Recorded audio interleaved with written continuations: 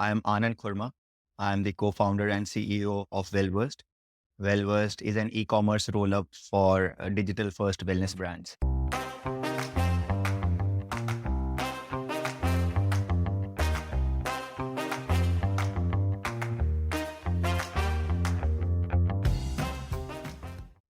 There are some people who are just not built for the corporate world, and Aanan Khurma is one of them. He kept experimenting after graduating from IIT Delhi, building multiple products and startups in the next decade before he found his calling in building an e commerce company that is focused on improving consumer health. In this episode of the Founder Thesis podcast, your host Akshay Dutt talks to Aanan Khurma, the founder of the health e commerce startup Wellversed. Wellversed is a house of brands which are digital native with an online first sales strategy. Today, Wellversed has 40 plus brands in its kitty and it's achieved this feat with just $3 million in funding. Stay tuned if you want to learn the secret of their amazing growth journey, and don't forget to subscribe to the Founder Thesis podcast on any audio streaming app.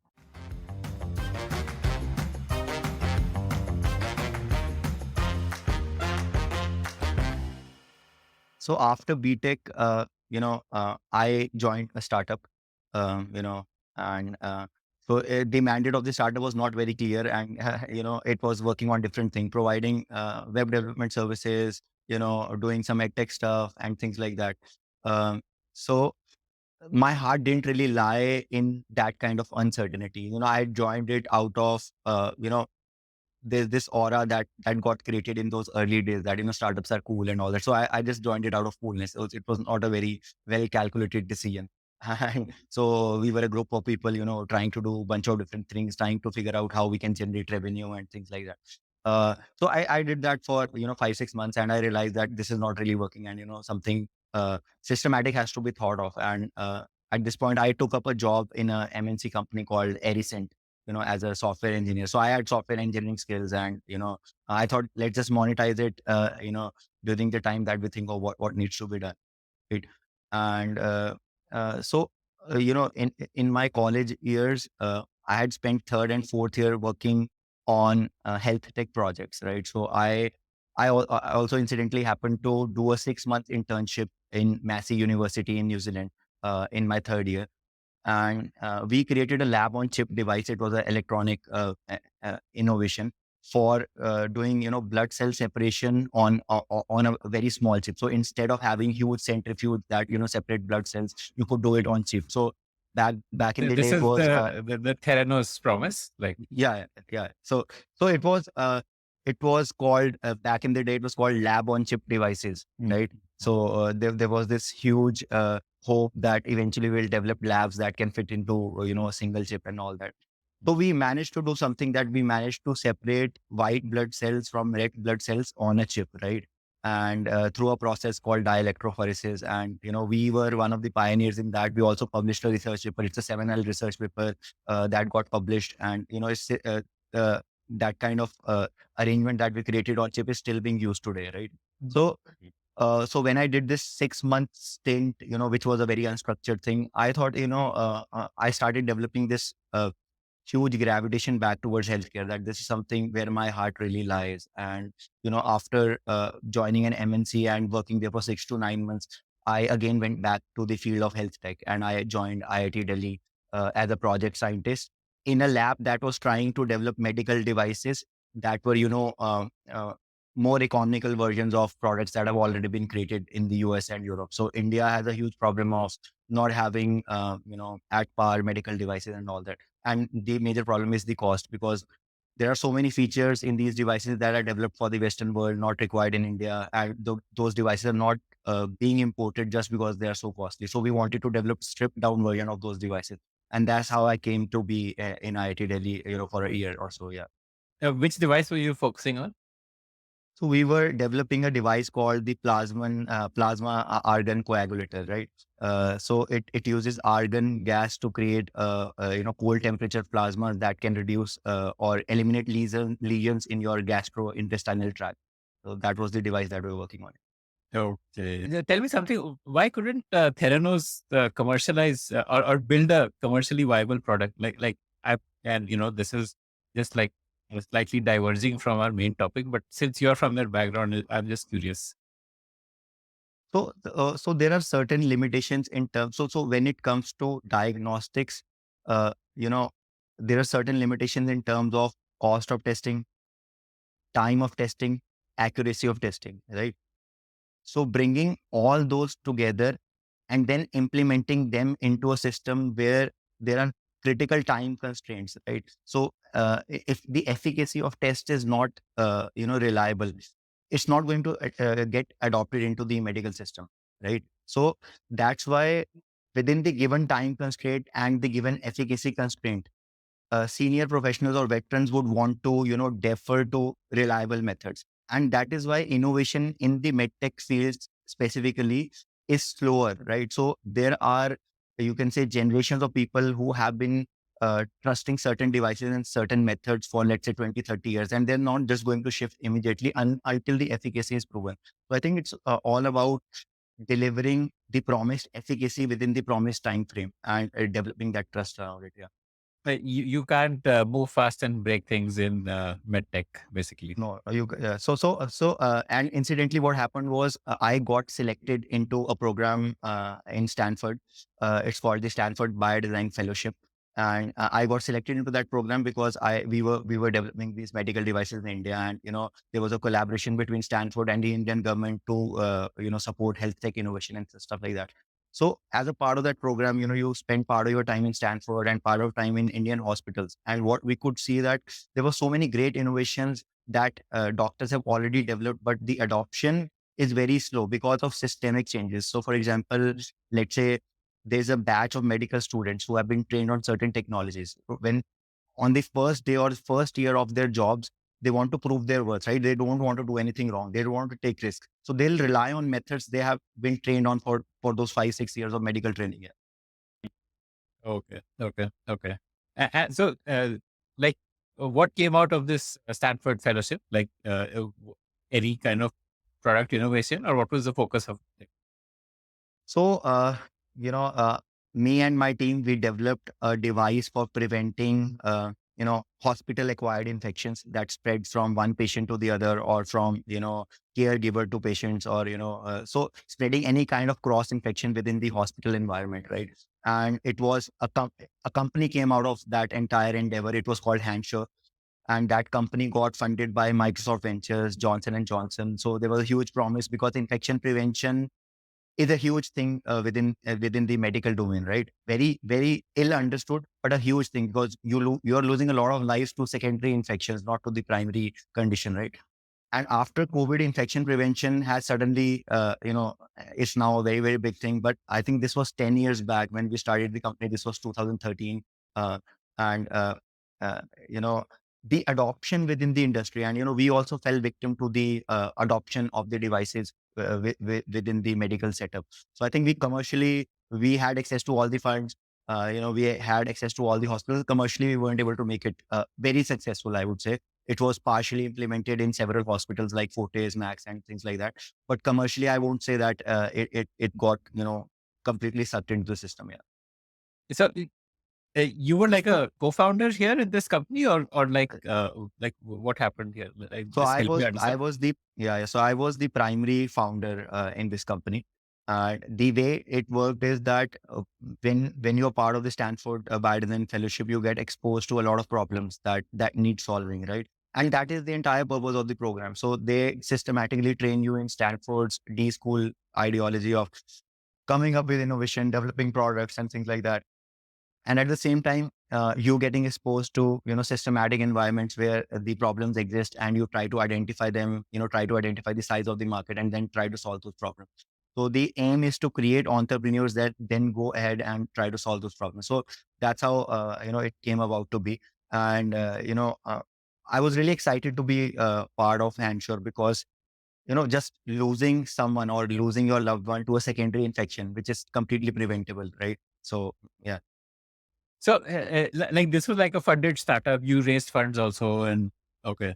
Uh, so, like, essentially, you're saying the traction was not enough, and hence you kind of shut it down, or like what happened? Like, So, what the mistake that we made was we raised VC funds early in the life cycle of the company before understanding the growth trajectory of adoption of the product. So what happened Okay. is How once much did you you raise? run, Just very quick. so we just raised around $1.5 million as seed funds, not a lot. So what happens when you run or you jump on the VC treadmill is that you have to show growth numbers, right? Otherwise, even if you have a great product that eventually will get acquired or adopted, it's not going to work. So there is a lot of high degree of pressure on you. Yeah. So I think that's the mistake we made, that we shouldn't have raised those early capital, although it sounds fancy, and those were the earlier days of when VC capital was flowing into India and all that stuff. So it was exciting that we managed to raise funds. We were one of the few companies that raised funds such early in their life cycle. Even our product was not fully functional and things like that. So yeah. So commercially, the growth trajectory didn't seem VC fundable at that point of time, and eventually the product got absorbed into Johnson and Johnson. Commercially, what happened was once it was clear that we won't be able to raise subsequent round of capital, we won't be able to raise a Series A because of the growth trajectory. So Johnson and Johnson decided to adopt the technology within their system. I'm not sure if they are exactly using it or not. Some part of it they are, but yeah. So we weren't able to we shouldn't have probably gone the route of venture capital for that particular company that early in its life cycle. That's what the learning was. So J&J bought the IP for it, basically. Yeah, correct. Yeah. Oh, okay, got it. Okay, so then what?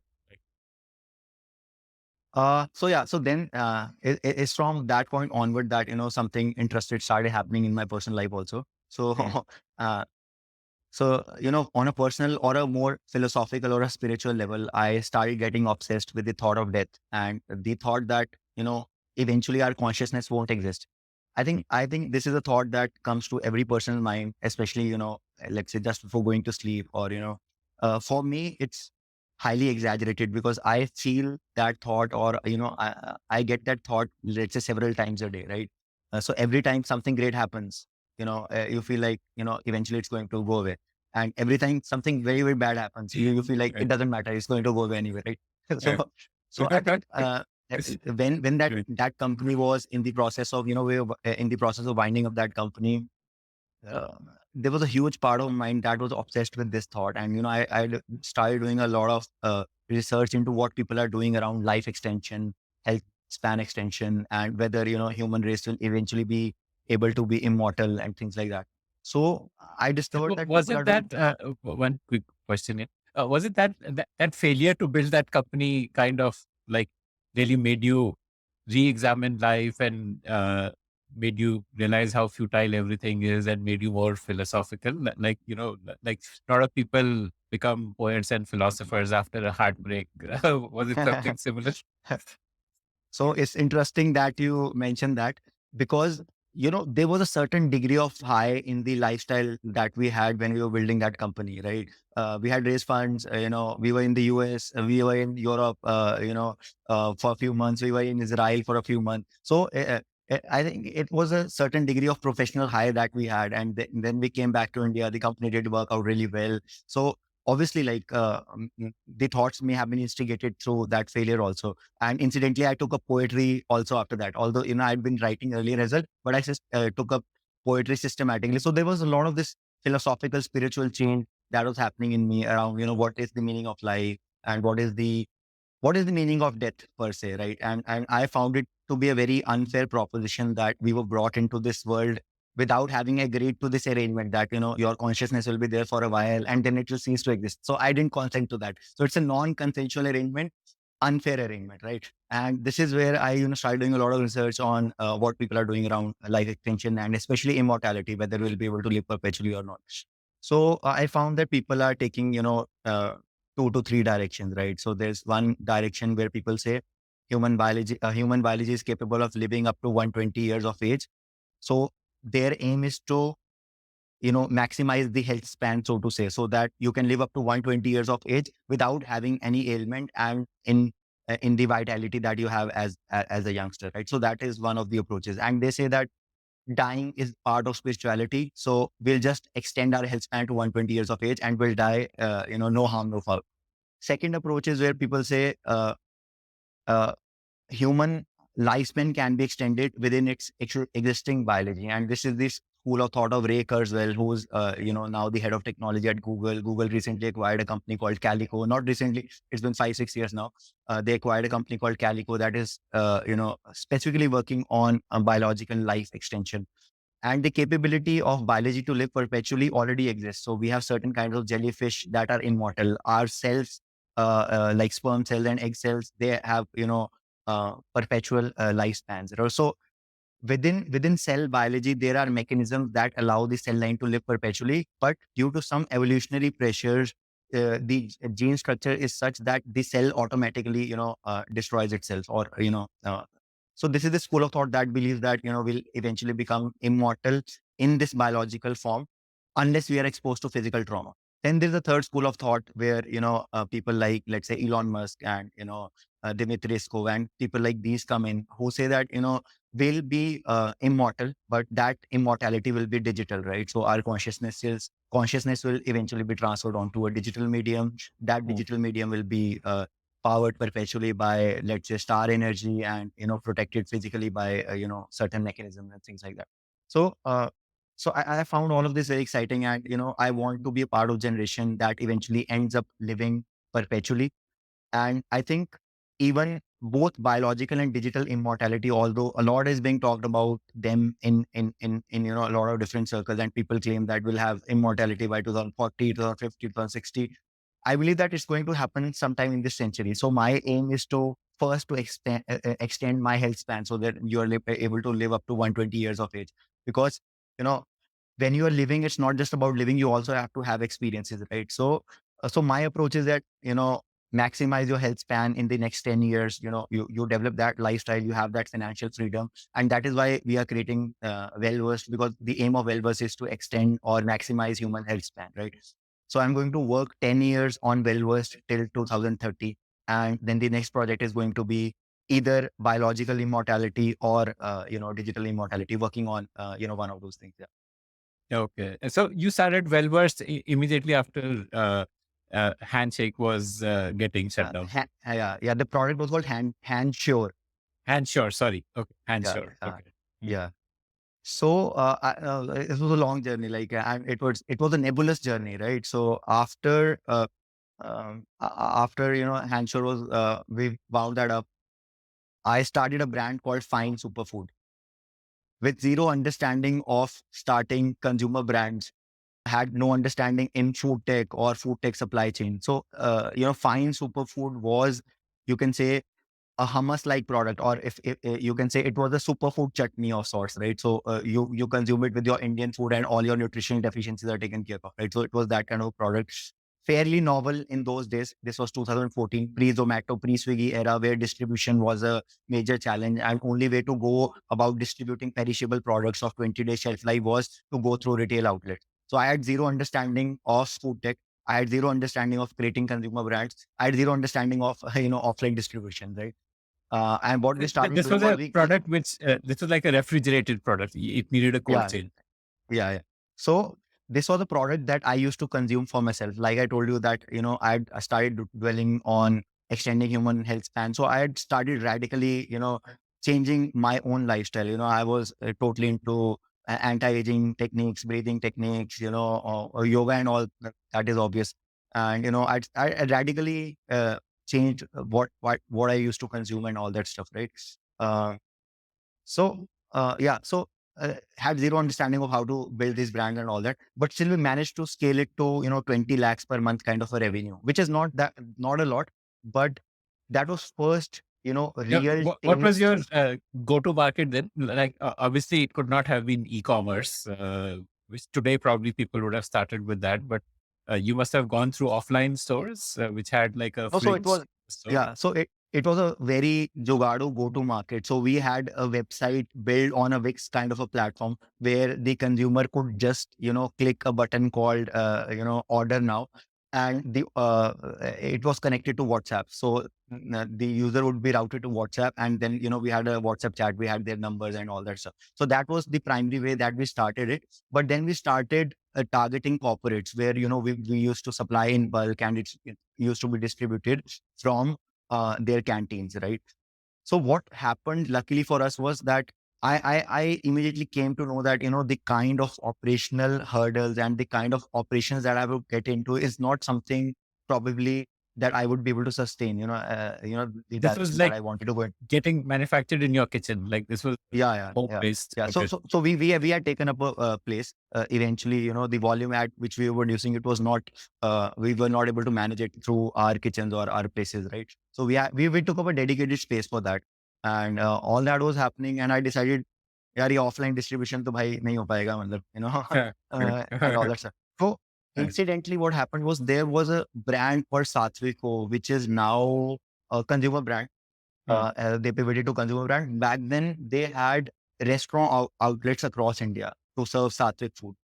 And Okay. this product, This is like a completely, franchisee model, or like they were operating the restaurants themselves. they were operating the restaurants themselves. And their aim was to bring Sattvic food to modern day consumers. And this product fit into their mandate. And, they acquired it on a revenue sharing basis. So they were able to scale the sales to about 2.5x. And, we were getting royalties out of it. So I think it happened luckily for me that they acquired the product because one, it gave me financial freedom, and it gave me a lot of time to think about what I wanted to do next. And it after this I joined 1MG as a product So manager. this was like a IP licensing, like you licensed out the IP to Yeah, them, and they would correct, continue to pay you a percentage of sales, correct, and they would be like displaying the product on their correct, to customers who walked into the restaurants. correct, correct, Okay, correct. So got this it. was, I would say, the first, stint that we had with consumer brands. And, Hmm. I had told myself that I won't do consumer brands, after this. Okay. And it seems very funny in retrospect because now we are building a company that operates a portfolio of consumer brands. So I thought, bas consumer brands नहीं कर रहा, बाकी कुछ भी कर लेंगे, stuff like that. So that's why I gravitated more towards, within health tech only. I gravitated more towards, digital products and, all that products. So manufacturing is a very hard thing to pull off. There are a lot of operational challenges. There are a lot of working capital cycles and things like that. So that is something, it seems a lot more like, what traditional businessmen do. So that was the mentality back then. कि यार ये नहीं करना, you know. Uh, I came in touch with Prashant Tandon and, Gaurav Agarwal of 1MG at that point of time. And they, although it was a, digital pharmacy, 1MG, but they were also working on a doctor-patient consultation piece, which was very small when I joined their team. And, I thought, why not take that up? Because most of the queries that they received in their early days of that platform were related to wellness and not specifically, health queries or disease queries. People are coming to them and saying, sexual wellness issues, hair loss, and so everything within the wellness ambit was there. So that was the maximum volume of queries that we were getting. So we built out that entire platform, from very early to when we were doing around, I think, 1 lakh consultations a day. And that was the kind of volume that we were able to achieve. But it was a combination of free consultations and paid consultations. The paid consultation percentage was very small, and several conversations are very small as well. Where it would last only 6 to 7 message exchanges. But nevertheless, what that gave, I worked on that product for 14 months, I think. And the insight it gave me is the kind of wellness problems or wellness issues people have. And, there was a repetitive pattern that you could see around what people are not able to do, right? And what we were able to understand from that was that, information One alone sec, is, sorry. yeah. Before I come to your learnings from that, this consultation was like a face-to-face consultation, or it was like a chat consultation? It was digital. It was on chat. It was a chat platform, yeah. Like no, not like a video No, conferencing, no. but So we had started audio back then, but video chat was still not available at the point I left the company. I think they have added okay. that feature now. And But they were like they had employed on payroll consultants, like the physicians or whatever subject matter experts who were doing so this. Like So it was a blended model where, we had some physicians and some doctors and some nutritionists on payroll. And then there were some who were third party who were allocated chats and that were to be resolved within a particular chat. Mm. And Yeah. what was the goal there? Like, why were they giving it out for free? Like that, uh, was it like a freemium that you can get a short consultation free and then you pay? Or was it like it was driving sales of their other products? Like during the chat, like with the nutritionist might recommend a product that they would buy from Tata 1mg or 1mg. Yeah. Like what was the goal See, there?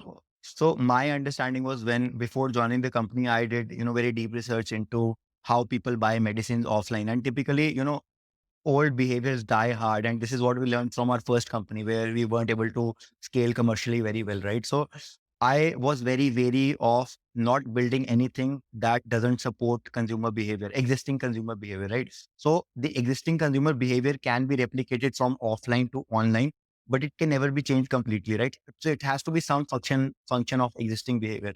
So when I was doing my research prior to joining 1mg, what I discovered was a lot of medicine buying happens on suggestive advice, right? Not specifically prescriptive advice, right? So there are two classes of medicine buying. One is hardcore prescription, where the doctor will also tell you where to buy the medicine from, because that is the way they meet their commercial. Second is where people go to a chemist and say, "Ye ho raha hai, what should I do?" And the chemist will say, "Buy this," right? Yeah, So right. what I understood was that in India, the Indian audience is very wary of paying for consultations, right? They are they have no problem even if, let's say, the drug prescribed to them is ₹1,000 drug, right? If you include the cost of consultation within the drug, they have no issue with that, right? So that is the behavior we want to capitalize on. And my idea was to, keep the chat consultation free. And we built an integrated platform where, let's say, if the doctor starts typing a prescription, right? Let's say he is to type that you have to take paracetamol.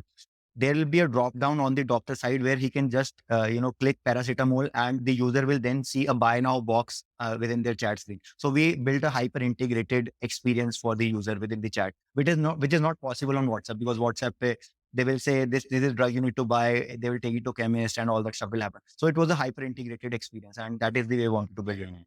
You're amazing. So essentially, that offline pharmacy and pharmacist as an advisor behavior, you Correct. were making it Correct. slightly Correct.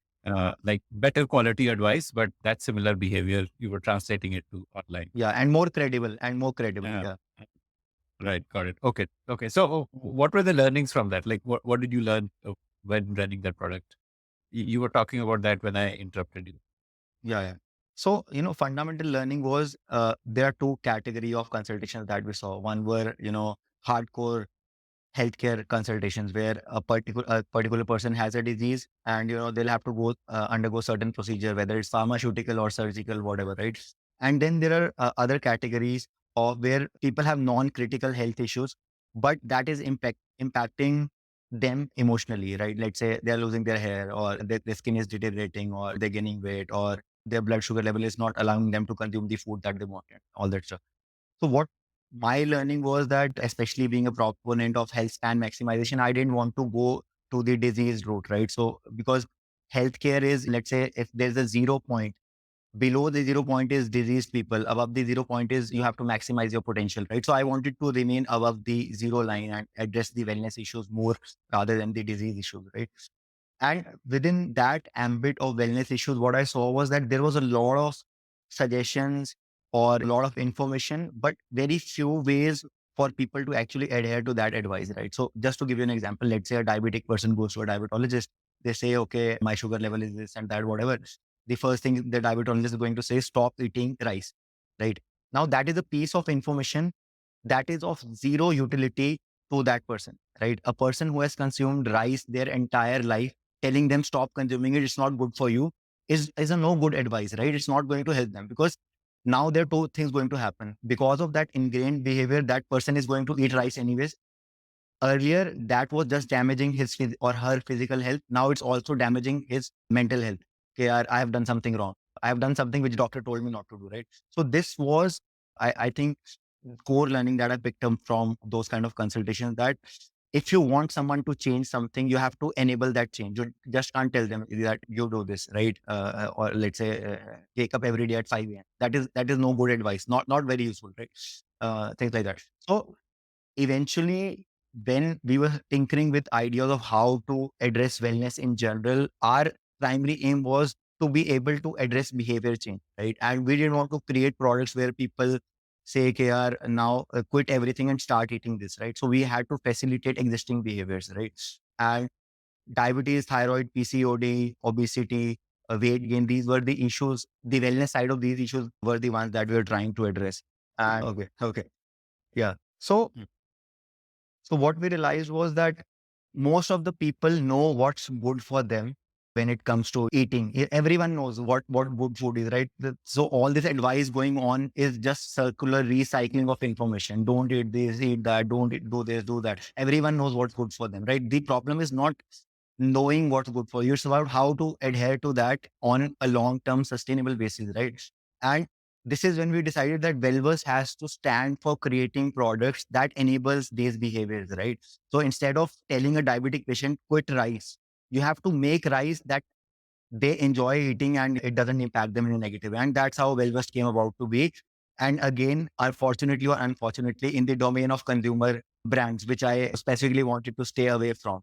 And on top of that, because we were creating products that were so unique, we had to again get back into manufacturing because no manufacturer, no contract manufacturer was willing to produce the kind of products that we were doing at smaller scales, right? And this is when I met my co-founder, Aditya Seth, who was the manufacturing and supply chain expert. And that's how our partnership started. Yeah. What's Aditya's background? So Aditya comes from a 10-year experience in supply chain, specifically food products, but he has very specific experience in getting work done from third-party manufacturers, contract manufacturers, quality assurance, all legal compliances, things like that. So actually getting stuff done on the ground. So once a food technologist and nutritionist have created a composition for a food product, how will it go into manufacturing procedurally so that you can produce it at a cost that allows you to sell it and things like that? And which company was he working in? So he had his family business only. Yeah. Okay, okay, It was okay, his okay. family business. Yeah. Yeah. Like they were like selling like an unbranded kind of a product, or they were Yeah. Yeah. doing So like they were contract. B2B. They were B2B suppliers of large scale food products. Yeah. Okay, okay, okay. Got it, got it. Okay. So you quit your job and started looking for a co-founder, or like what's the sequence in which stuff happened? So sequence was slightly convoluted that I used to do these design thinking workshops. So I'll just give you a brief background. So Aditya obviously was working in his family setup and he was expert at manufacturing QA, but parallelly he was also doing an industrial design degree because he thought that eventually he'll get into designing specific manufacturing equipment. So he was doing industrial design, right? And when I was within 12 months, I decided that I'll take the leap and I'll start a new company. And there was two-month period when I was at 1mg, but I was still thinking about what to do.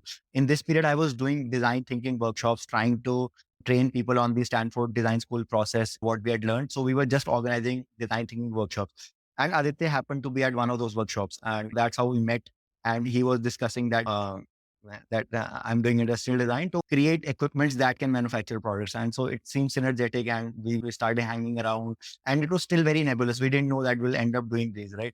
In fact, the first product that we created was keen replacement. So we thought that Indians are very fond of namkeen and you have high calories, high fat, high carbs. So that is something that needs to be replaced. So that is the first product that we created. But then we gravitated more towards staples because we wanted to be a more center of plate kind of company than peripheral products. Yeah. So that's how it happened. Yeah. So what was that Namkeen product? Like, tell me a bit about that. Did you actually launch it, or that was just a prototype you made? Oh, Like, it was just an experimentation. So I think we created 10, 15 products before we finally centered on doing staples. And this was the time that we also realized that a single brand cannot cater to a lot of people. So wellness is like religion, right? Everyone wants to reach God, but everyone has a different ideology of how to reach God, and you cannot enforce one ideology on one different set of people, right? So we knew early in our life cycle that if we have to maximize human health span, if we have to maximize wellness, we'll have to end up creating a Unilever kind of a structure where we have several brands and they are doing innovative products and they are centered on different wellness ideologies. And that's what we're doing now. Okay, amazing. Like, tell me about that actual launch journey, like launching the business, the product, the go to market. As like fond proponents of the D school thinking, we very well knew that we have to experiment and find the product market fit first before we do anything. Just to give you an example, that our company didn't even have a website and we were already doing, I think, 35 lakhs per month kind of a sales. Our primary go-to market was Amazon, right?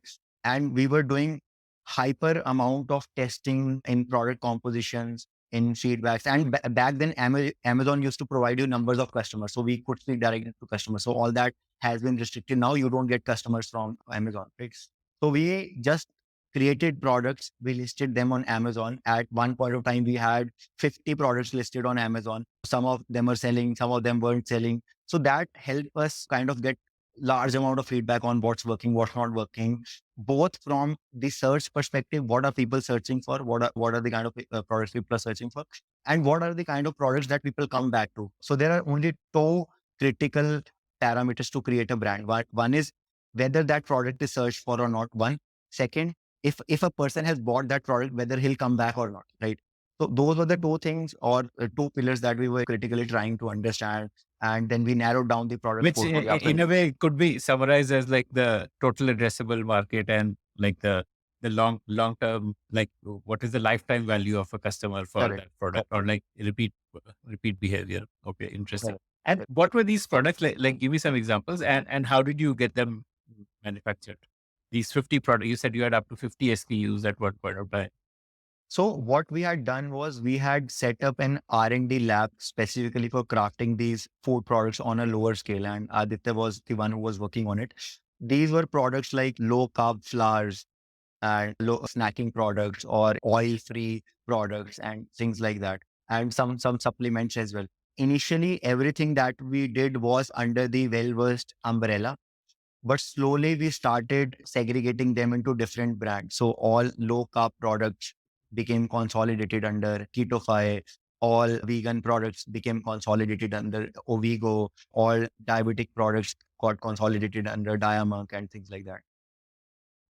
Okay. Like in those Amazon experiments is where you realize that you want to focus on staples instead of snacks and all. So staples have a high repeat rate, right? And frequent repeat rate. So that's why we stuck to that. And what we thought was that even if we do side of the plate products, there'll be separate brands. So we do have a brand called Unsnack that is dedicated to snacking products. It's called Unsnack because snacking is something you do mindlessly. So it's a mindful consumption of products. So we do have that now. And now we are not, so now the way our model works is that we want to become a conglomerate of wellness brands in different categories, not just food, right? So we have functional food and supplements, we have skincare, hair care, we have fitness equipment. So these are the 3, 4 categories that we are centered on. So the aim of the company has now shifted towards maximizing wellness through these brands in a Unilever style. Okay. So like, give me some timelines here. Like, when did you launch and run these experiments on Amazon? Then when did you decide that this is going to be our first line that we will focus on, and so on? And like, were you funding it through savings, or were you like, did you raise funds, or like, tell me about that also? So we started in 2018. So all the tinkering was ongoing between July 2018 to September 2019. September 2019 was when we raised our first angel round of 3-4 CR. Prior to this, it was being funded through my savings. And there was a person from Unilever, Govind Rajan, right? So he was a Unilever guy and he was himself had some lifestyle issues. He was a diabetic. And he was the one who gave us 25 lakhs in a convertible note just to experiment. Ki bhai dekho kya ho sakta hai. Like just try it out, try things out and all that. So he was a strong proponent of the company. So we tinkered for 1 year and that is how we came about the structure that we'll have to build it in this style of separate brand and separate products. And we were able to raise a seed round in 2019. Yeah. And that seed round was for what? Setting up manufacturing, or spending on marketing, customer acquisition, or like, and did you manufacture in-house, or like, how did you fix supply? Like, what was the way to do supply here? So initially, a lot of what we did was manufactured completely by us. So we set up an extension to our R&D lab. We had taken up a dedicated space for manufacturing. We had blue collar workers. All that was going on, right? What we learned was that a lot of companies that do contract manufacturing, let's say, take an example of Coca-Cola, right? Coca-Cola contract manufactures all their products, right? But the entire procedural know-how from R&D to what the composition of the product is to how procedurally it will get manufactured has to be done by the company and then implemented through a third party, right? So the third party never does any procedural innovation or production innovation. So all that has to be done in-house, right? So what we realized was that all this procedural know-how will have to be created in-house, and that's why the first manufacturing that we set up was in-house only. And now that we go to third party, we not only transfer or the IP to them to manufacture, but also the procedural know-how. We know which machines they have to use, the procedure they have to follow, the SOPs they have to be done, the quality assurance processes they have to implement. So everything has to be given to the third party to implement. They are just there. It's just like a franchisee model for manufacturing. Got it. Okay. Okay. And Aditya had these contacts with third party manufacturers. So it was like that. Otherwise, somebody new to the field would have had to really spend a lot of time in convincing them to follow your processes because you were not a known brand. Like, why would a contract manufacturer really agree to Yeah. your terms and conditions? And maybe they would have had some minimum order quantity Yeah. restrictions and which would have probably made it unviable for you. So Aditya, I guess, helped solve a lot of those supply issues.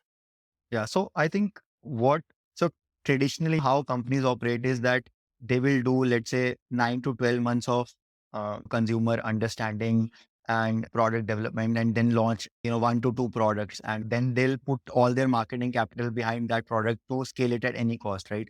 And that's how a lot of that is intuition based and experience based and all that. So what we realized that we didn't want to follow that approach. We wanted to follow because wellness trends, especially at this time, are changing so fast that you cannot anticipate everything on the ground, right? How the needs are evolving, what the customer really want, and all that. So we wanted to apply that ideology of B school that will fail first, fail fast, and we'll see what's actually working on the ground. So the way our non-traditional lab setup helped us was that we were able to create a large number of products at a lower volume and experiment with them. And we could churn out a product in, let's say, 2 weeks and shut it down in another 3 weeks. So it was a 5 week cycle of knowing this product is not going to work. Wow. Amazing. Okay. Amazing. And how did you understand the trends and decide that, okay, let's try this product?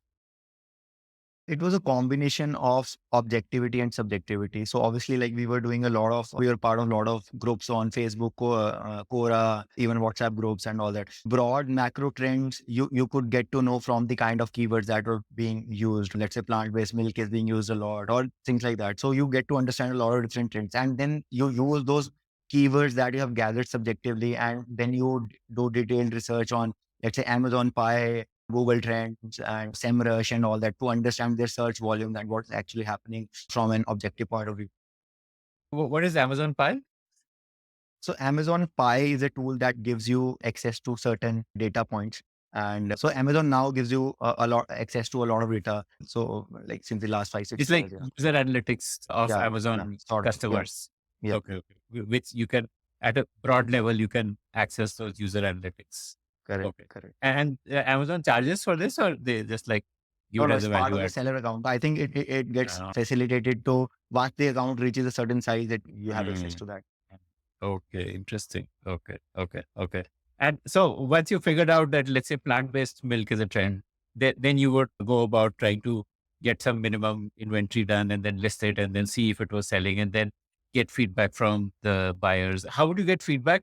Because now Amazon doesn't share numbers. So it was based on the ratings, or like, how was it? Look, in the initial days, we did get access to the numbers, so that's how we used to do it. And by the time, so Amazon just stopped this, I think, couple of years ago. By that time, we had our website in place, and if you go to wellversed.in, all of our brands are listed there. So to the end consumer, it seems like a marketplace of a lot of different brands. So although the volume of sales that we do through wellversed.in is around 15% of our total sales volume, but that is a decent enough size for us to reach out to consumers and know what the feedback of the products is. Intelligence comes from this. Like, Yeah. Within our growth strategy, we never project wellverse.in to become very, very large.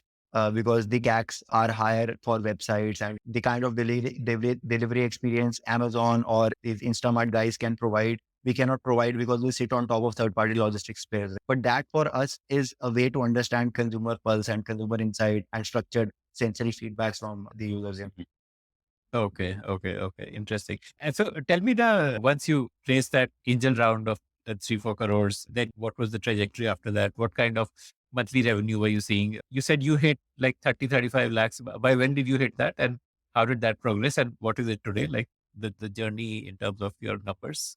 So I think when we raised the seed round, we were around at 45 lakhs per month of revenue. And I think after that, COVID had hit in 2020. So this was September 2019 that we raised the funds. And COVID, we saw a spike in certain products, but some of our products had been shut down as lying within non-essential category for some months. So there was 4 or 5 months was slightly turbulent, and we hovered on 60, 70 lakhs per month kind of a revenue. And that was ongoing. By the time, I think July 2021, we were at 1 CR per month kind of a revenue.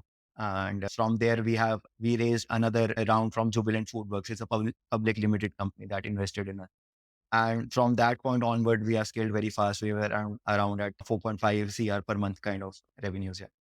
So why did Jubilant invest? And like when it comes to high risk investment, which is what investing in a startup is, typically VCs who invest. It's not very frequent for a publicly listed company to invest at such an early stage. I mean, they would typically come in once the business has reached a certain scale and they feel that with their distribution muscle, they can scale it up. But what was the reason here for Jubilant to invest? So there are 2 to 3 different reasons. One is that we are slightly more stable as compared to other startups. The kind of thing, although we are trying to address new wellness needs, but from a fundamental DNA perspective, what we are doing is a stable business, right? It's not that it's either win all or lose all. It's not that kind of a market. So essentially, that kind of stability is there, that the company is not going to shut down, right? Second And you're is un- focused on products which have repeat purchase, so that Correct. revenue stability is also there. Correct. Okay. Correct. So what we understood fundamentally was the value that they found in our team was twofold. One is what we understand fundamentally is that no brand can be built without 2 things, right? So there has to be some degree of innovation within its supply chain. So you cannot just pick a product from China and start selling it and build a brand on top of that. That is not possible. Some degree of supply chain innovation happens even with product like Micromax or that are directly being lifted from China. That is a price innovation, right? Second is that you address a new wellness niche, but with repeat rates intact. So you're not mindlessly trying to scale a brand like a tech company, right? So tech company and consumer brands have to be built differently, right? A consumer brand is like a child, and a child takes 9 months to get born, right? You can't just force feed it and grow it, right? So I think those are the kind of value they saw in our team. And from a strategic perspective, they are building an entire ecosystem for modern day consumer brand use cases. And I think that where the synergy was. Okay, amazing. Okay, got it. Yeah, I guess you did not necessarily need to build a very strong brand to generate sales, like because I mean, people would anyway be buying unbranded data, for example, or so on, and so that need to spend a lot on brand was not really there at the initial stages till a certain level, I guess. Yeah, what we feel is that product market fit has to happen before the brand market fit has to be worked on, right? So you cannot build a brand story and expect a non product market fit product to sell, right? So it's like a primary school, secondary school, college kind of a structure. So a student has to pass through primary school for it to go to secondary school. So that is, so we see there are 3 distinct phases of brand building. In fact, there are 5, but I'll just talk about 3, right? So the first is product market fit, right? Whether the consumer is searching for what you have listed or not, if the search volume is sufficient or not, right? Second, if the user has bought your product, whether they're buying it again or not, right? So the product market fit comprises of these 2 things, right? The second is the product channel fit, whether you're selling it through the right channels and from a P&L perspective, right? So you have to take into account what your CAC is, what your distribution cost is.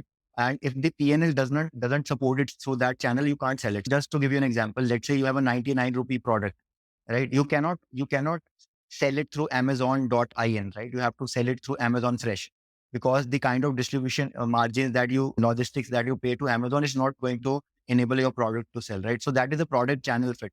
And the third is your brand market fit. So what is the broad ideology that is the brand is centered on, and whether it's going to resonate in the future as well or not. Yeah. Interesting. And what are the other two? You said there are 5. Post that, then you have mass communication channel fit and things like Okay. this. So once you cross certain scale, you have offline distribution fit, mass communication channel fit. So these are the two phases. Yeah. Okay. Whether you advertise on Facebook or you do a TV ad or you do a print ad. Correct. Okay. Interesting. So it goes through a systematic 5 phases, right? First is product market fit, product channel fit, brand market fit, offline distribution fit, and then mass communication fit. Yeah. Okay. Can you talk to me about your portfolio of brands, and for each one, tell me where they are in this life cycle and what is their percentage contribution to your overall top line? So what has happened is that we have done something very interesting. Talk about that before I can give you that detail, Sure. right? That will be more Sure. contextual. So when we were creating all these brands and we see a lot of different wellness niches bubbling up and they have to be addressed, what we realized was that although the approach is really great, that you have to create a Unilever style of wellness, a Unilever style of consumer brands, you cannot develop all the products on your own, because developing a product market fit product and fine tuning it takes time, energy, bandwidth, and all that, right? Although the innovation has to be there, but everything cannot be done on our own, right? So we thought of decentralizing this entire process of product creation. And how we did that was we created a program called the Wellversed Accelerator. What it does is that since we excel at digital distribution, we open our expertise of digital distribution out to all the early stage wellness startups, right? Once you are part of the Wellness Accelerator, your product will be listed on Amazon, Flipkart, Zepto, Instamart, all these channels through Wellverse, which means your product immediately gets a very, very high visibility, and we get access to what products are working, what are not working, right? So the structure that we have now created is that we accelerate brands in their early life cycle. We understand which brands are working, and we eventually acquire some of those brands, right? So all the product market fit innovation doesn't have to be done by us, although a lot of support is provided by our team, whether it's trademark support, supply chain support, R&D innovation, lab testing, whatever. A lot of that is done by our team as well, right? So we have kind of created a unique decentralized structure of finding product market fit products and then pouring brand capital on top of that, right? So right now, if I talk about major brands, we have revenue of around 4.5 CR, which is contributed by around 4 major brands. This 4.5 CR is annual revenue last year's or what? Monthly revenue. Okay, correct, monthly revenue. Amazing. Yeah.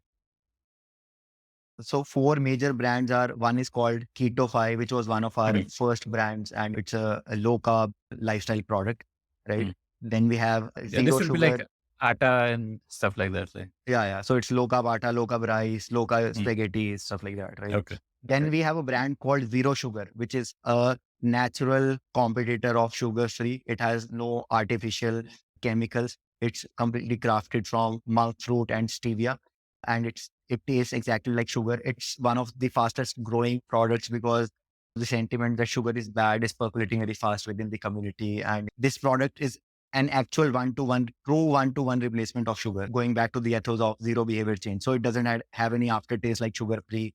It doesn't have any carcinogenics like aspartate or things like that. So that's one of the other brands. Then we have this is sold as what? As a granules, powders, pills? Yeah, so it's granules. It's like sugar only. Yeah. Okay, amazing.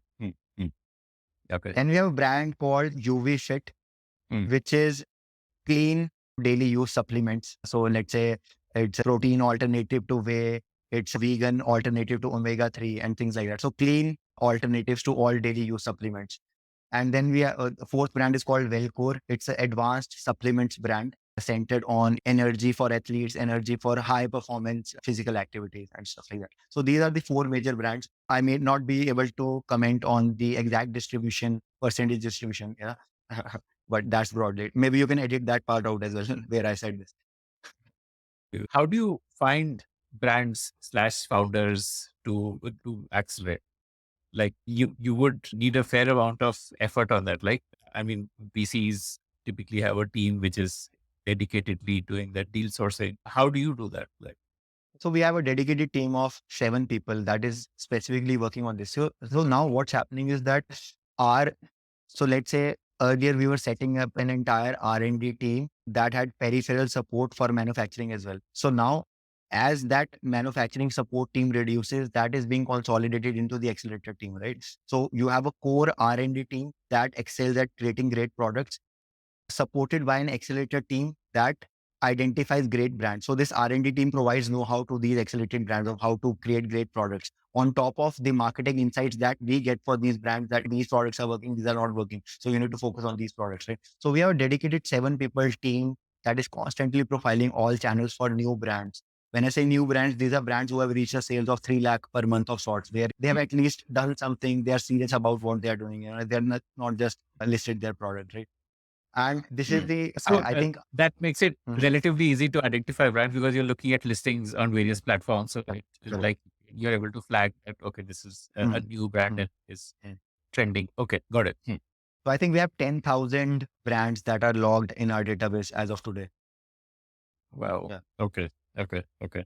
Okay. So this is how they identify. And then what happens? Like, do you take equity in exchange for the accelerator? Do you give them funds in addition to the know-how and market access? Or like, what is the model there? So the model is evolving. The initial model was very simple, where we opened up our distribution expertise to these brands in exchange for a very small commission that we charge them, right? And that was the model. But going forward, as we are setting up a dedicated capital pool for these brands as well, so we will consider investing in specific of these brands, where we will invest early on, even at the acceleration stage. So it's going to become a Y Combinator style of a model, where we'll invest in large number of early stage brands, but also provide them operational expertise. So the risk with early stage investment is that the expertise does not exist within a team. And that is where most of the funds are squandered away, because they are not poured towards the in the right places. So the aim is to be able to eventually facilitate both early stage capital and early stage expertise, and help them grow faster, and either acquire them at one point of time, or make them independent investable entities so that they can grow on their own and own equity in them. Okay, amazing. And how many such brands have you incubated, and what are like some of the promising ones in that you may be thinking of acquiring? So I won't be able to take names, but right now we have around 40 brands that are in the acceleration phase. And the mandate for us is that they have to positively impact human wellness. One. Second, the founder pedigree and the seriousness about the outcome they want to bring in the world. And then we train them on the ideology of building brand love, repeat rates, and all that stuff. Okay, okay. And like, what kind of scale have some of these brands seen, or like post joining the accelerator? What has been like the success rate, or the impact of joining the accelerator? So typically, we are able to scale a brand from 5 lakhs per month kind of a revenue to 35 lakhs per month kind of a revenue in the span of 9 months. Typically, that is Wow. what, and we have been able to do that for 35 to 40% of the brands. And at this stage, either we'll try to make them ready for it, where we'll make them or connect them to the right investment partners, or this is also our sweet spot to acquire the brand as well. Right? So let's say a brand is doing 40 lakhs per month. We have fair degree of confidence whether we want to acquire it or not. So we'll either make an acquisition offer or help them raise funds and then take some advisory equity in them. Yeah. Okay. So wouldn't you need a lot of fundraise yourself to really fund your acquisitions? So since we operate on a hyper financial engineered model, so to say, right? So we have access to large sources of debt capital that are able to power our acquisitions. And since these are contribution to CM2 positive businesses, right? So we are able to power a lot of our activities through debt financing, and we don't want to dilute a lot of the company by equity. So we will raise the next round as well, but it has to be done at the right valuations, at the right dilution, right? So I think a lot of people, especially in their younger ages, they value equity capital more than debt capital, whereas it should be the other way around, because equity you're diluting unnecessarily, right? And if something can be done through intelligent financial engineering, you should do it via that route, right? So some of the greatest businesses have been built totally without equity investments. Players like Zoho and all, they have built it completely without investment. So that would have been the aim. Obviously, like, we operate in a hyper competitive market, so equity financing is required when you need to push. And we don't want to power our P&L through equity financing, right? Equity financing should only finance specific brand building activities and tech development activities, and most of that, yeah. Okay. Help me understand what is the kind of financial engineering that you have done here. Here's my understanding of how D2C brands would access debt. I mean, typically it would either be bill discounting, where let's say if you were to get paid for what you sold after 30 days, you can take 95% of that today. So invoice discounting would be one. Or they could be something like, say, revenue based financing, where like companies like Club and all offer that they'll give you a loan and every month certain part of your revenue goes towards repayment of that loan. So what is the approach that you are using? So typically we use two approaches, right? One is the traditional RBF, where the growth of a brand can directly be powered through RBF, because if it's the CM2 positive business, and so if it's the Okay. CM2 positive business, you are able to perpetually grow it through RBF because you have access to that kind of. Okay. RBF is revenue based financing, just for our Correct. listeners. Yeah. Right. So for our own brands, we try to maintain a contribution margin to of around 20%, which means they are easily be able to powered by revenue based financing. For acquisitions, the way our acquisition work is that for a 40 to 50 lakhs per month kind of a revenue brand, its CM2 has to go to 20% first, and then only will acquire it. Second, the payout doesn't happen all at once. It's distributed over several months, while in the background, the supply chain integration is taking place, right? And all that CM2 margin that you extract from the brand goes into repaying the debt. And that kind of financial engineering enables you to take money directly to acquire the brand, and you don't have to dilute your company for equity financing. Amazing. Amazing. How did you figure this out? I I mean, would it's say, fairly unique. It's the first time I have heard of this, and it is such an intelligent approach to scaling up. yeah. So I think it's not unique. So it happens in, I would say, serious businesses and slightly older businesses all the time. So people are powering a lot of their activities through intelligent debt, and that's how they run things. Amazing. I need to talk to more serious business. Okay. Amazing. Let's talk a bit about the future now. What, as a group, what kind of target do you have? Like, say, by 2025, what kind of revenue do you want to hit? What all channels do you want to be present on? How do you see those channels contributing? What's the roadmap? I want to do a bit of future gazing.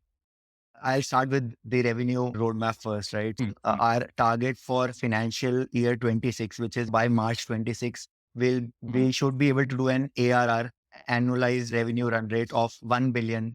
So that is what our North Star metric for the near term is. So you have to become a $1 billion company in revenue by March 2026. Okay, That is one quick question here to understand what is the meaning of $1 billion.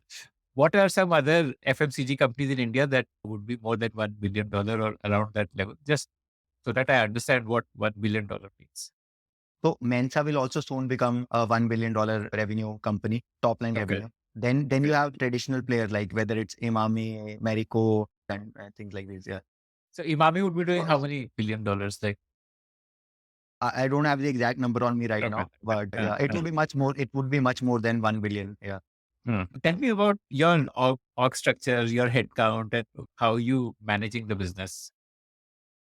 So right now we are around a 125 people company, and we are broadly split into four divisions. The first and the driving engine of the business is obviously the e-commerce excellence, where we excel at selling across all the e-commerce channels, right? So you can call it the distribution team, right?